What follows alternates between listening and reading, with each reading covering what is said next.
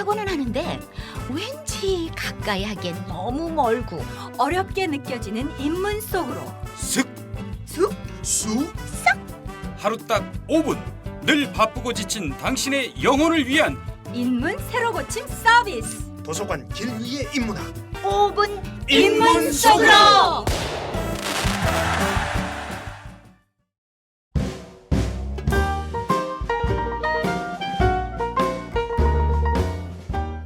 철학자들은 왜 어려운 말을 쓸까? 글 권희정, 철학교사.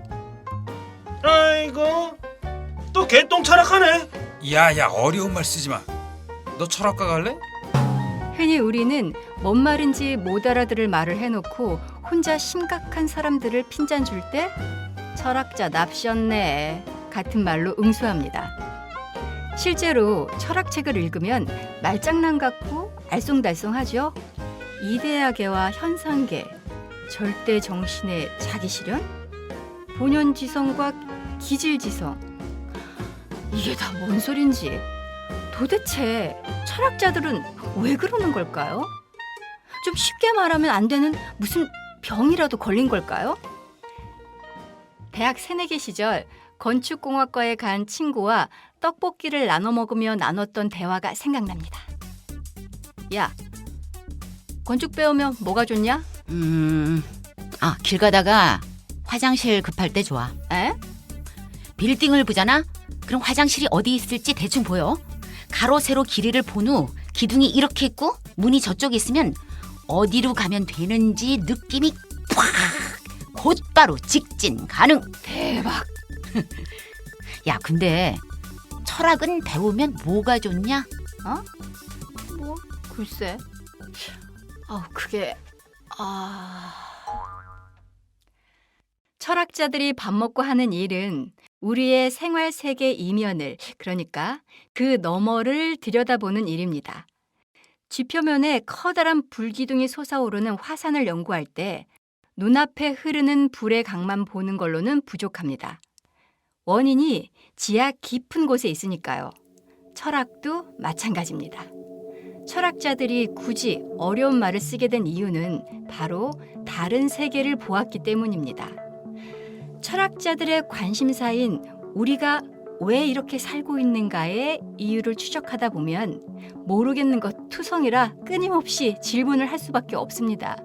질문 원정대가 도착한 곳은 지하 깊숙이 마그마가 있는 세계 또는 우주 끝, 다른 시공간이 작동하는 세계의 가능성이 높습니다. 그래서 일상의 언어로는 설명이 잘 안 되는 경우가 많아 애를 먹었을 거예요. 그래서 사용한 것이 바로 개념의 DIY입니다. 자신이 생각하는 철학적 개념에 어울리는 단어가 현실에 없거나 불편하니 직접 만들어 쓴 거죠. 그래서 철학책을 읽으면 각 학자마다 다른 전문 용어를 사용합니다. 근대 유럽 철학에는 비슷한 말 같은데 다 구별해서 써야 하는 개념들이 많습니다. 경험론에서는 인상, 현상, 지각, 표상, 관념 등이 그렇고, 관념론에서는 이성, 지성, 정신이 서로 뜻이 다릅니다. 사고, 사유, 의식, 인식도 어느 철학자가 한 말이냐에 따라 그 뜻에 차이가 있죠. 머리가 팽팽 돌 지경이죠?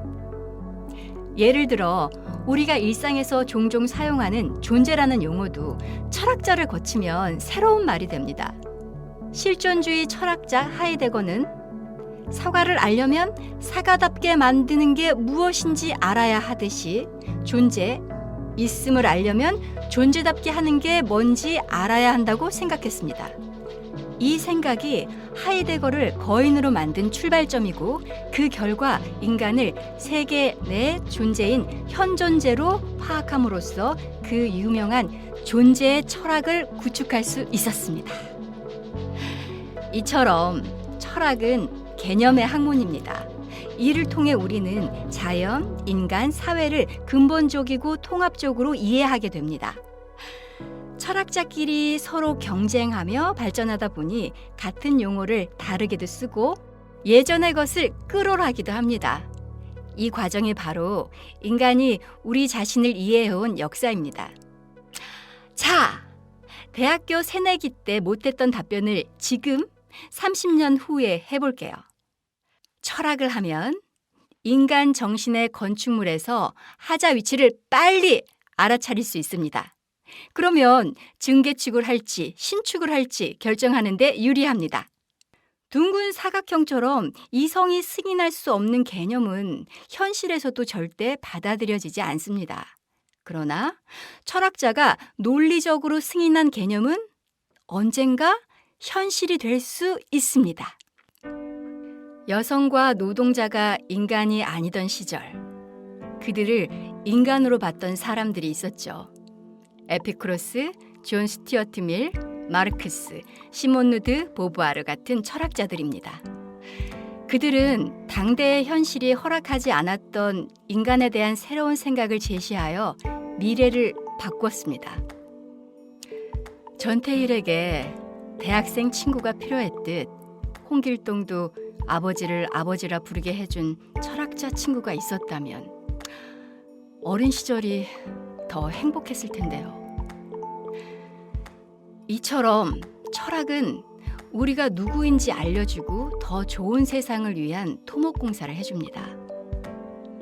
개념 DIY를 하는 것만으로 더 나은 세상을 만들 수 있다면 이보다 평화로운 방법이 또 있을까요?